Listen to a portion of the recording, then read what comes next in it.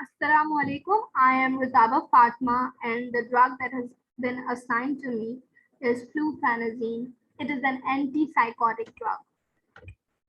So let's begin.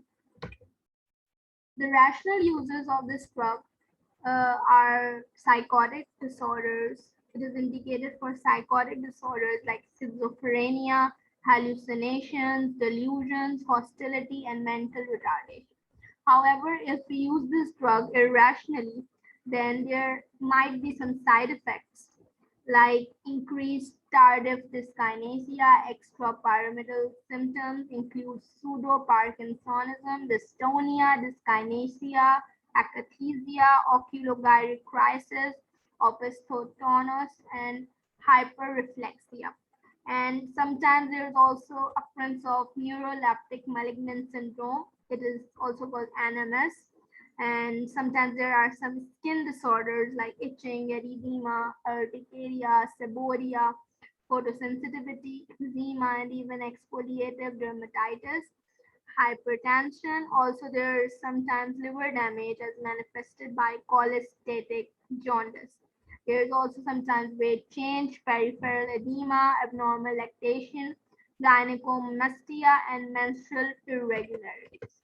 Okay, so the usual adult dose for psychosis is sometimes oral and sometimes parenteral. For oral, the initial dose can be from 2.5 to 10 mg. Divided doses every 6 to 8 hours. Maintenance dose could be 1 to 5 mg per day. Maximum dose could be up to 40 mg per day.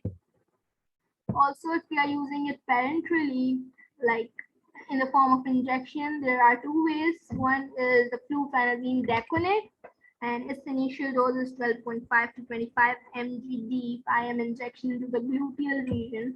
Maintenance dose could be 12.5 to 100 mg IM. Maximum dose is 100 mg per injection.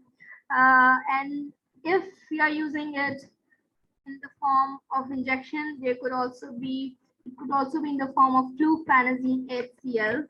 Initial dose is 2.5 to 10 mg IM given as divided doses every 6 to 8 hours. Maximum dose is up to 10 mg per day. And there's also usual geriatric dose for psychosis because usually the older patients suffer from schizophrenia. So initial dose could be 1 to 2.5 mg orally given in divided doses every 6 to 8 hours. Maintenance dose 1 to 5 mg per day and maximum dose up to 40 mg.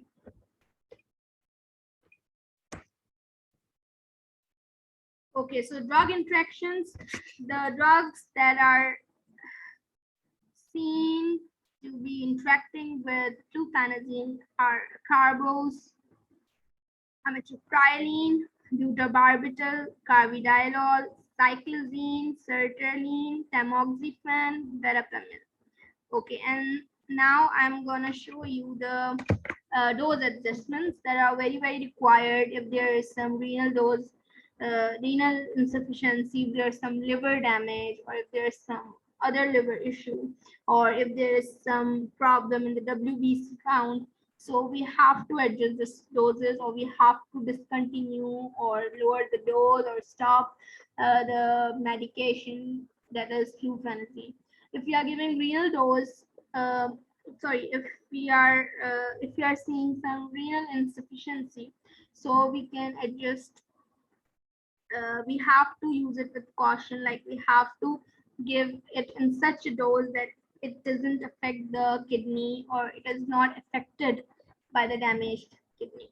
And if there is abnormal BUN, so we have to discontinue the treatment. Liver dose adjustments, if there is a liver damage, we should avoid using it. And if there is, sometimes we have observed in patient that there is cholestatic jaundice during treatment. So we have to discontinue the use of fluphenazine. Sometimes there is severe neutropenia and the absolute neutrophil count is less than 100 millimeter cubes. So obviously we have to discontinue the treatment and follow the WBC count until we see improvement. Okay, so drugs toxicity. The toxicity of fluphenazine is high. And we have seen some behavioral toxicity, like there's changes in the behavior, there's confusion, and we have also seen prominent anti-muscarinic action. Also, the most important toxicity uh, that makes this drug uh, that makes this drug to be used very, very rationally is the extrapyramidal reactions.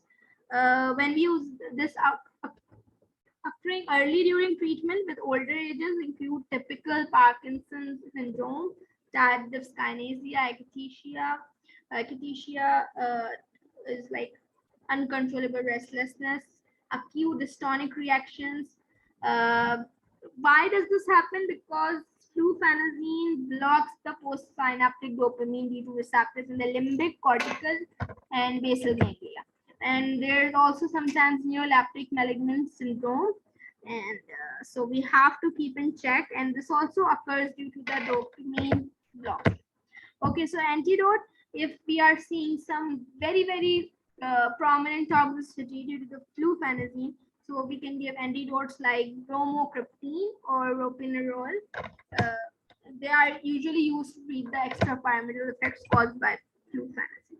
Okay, so best alternatives of fluphenazine. If we cannot give fluphenazine due to various reasons, like liver damage, or there could be an incidence of heart issue, or there are chances of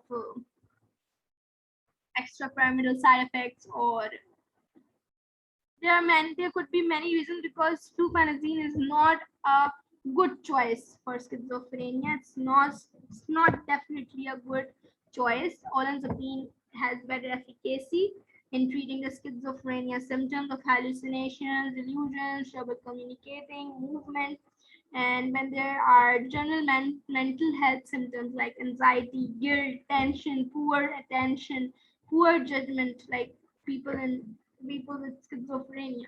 So we usually prefer olanzapine. And also with a perfenazine. Perfenazine has lower price, so it could be economical. And the better part of the better aspect of perfenazine that it causes heart problems lesser than fluphenazine. And there's also haloperidol decanate, and it has similar efficacy as fluphenazine, but it has less extrapyramidal side effects. So yeah, alternative brands in terms of pharmacoeconomics, obviously as a pharmacist, we have to keep in mind that the pharmacoeconomic point of a drug.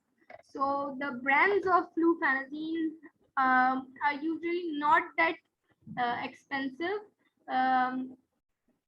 like other drugs, and they are usually used in parenteral form. So lower price injections, rupees 80, rupees 70, rupees 72.4, Panadix, Fludex, Sevicate. These are lower price injections, and they are not that pricey. But Psychate, Modicate, they are also not pricey, but as compared to the lower price one, they are slightly higher. So that's why I have separated them both. Okay, so the case study, the most important part.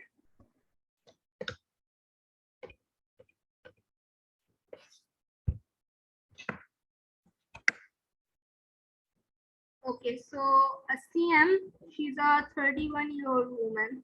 She was diagnosed with chronic paranoid schizophrenia 9 years ago. She responds to antipsychotic drugs, but has been hospitalized 6 times because of non-adherence to medications.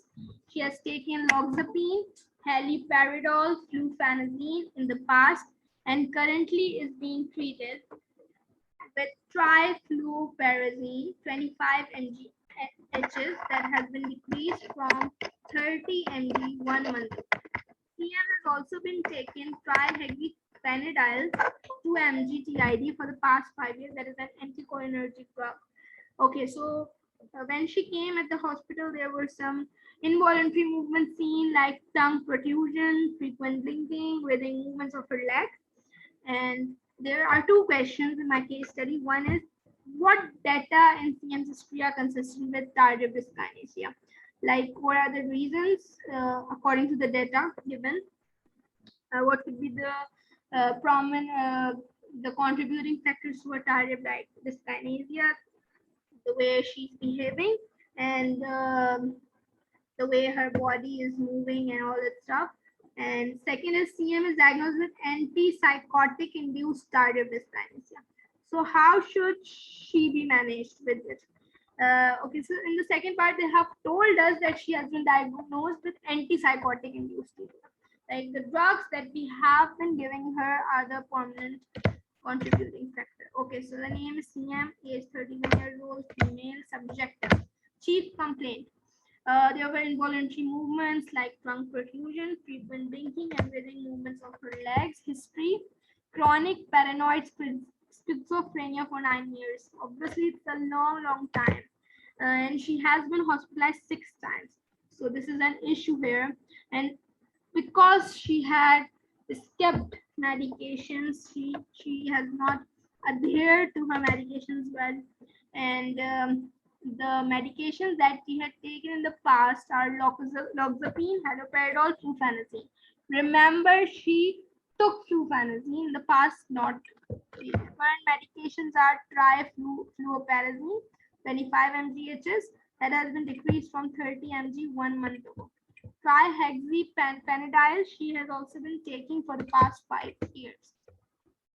Okay, so SOAP notes, objective, there is no data given as such an assessment.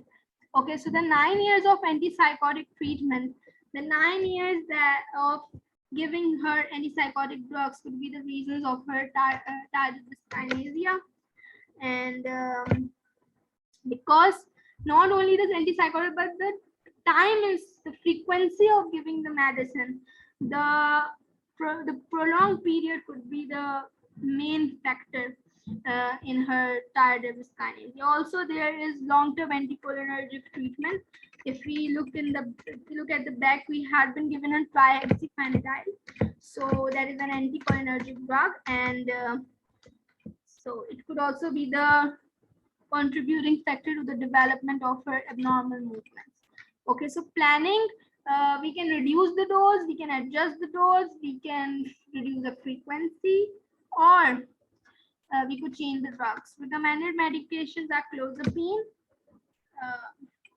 Clozapine is actually an atypical antipsychotic demonstrated to be superior in the treatment when there's refractory schizophrenia, when there are fewer movement disorders like CMs.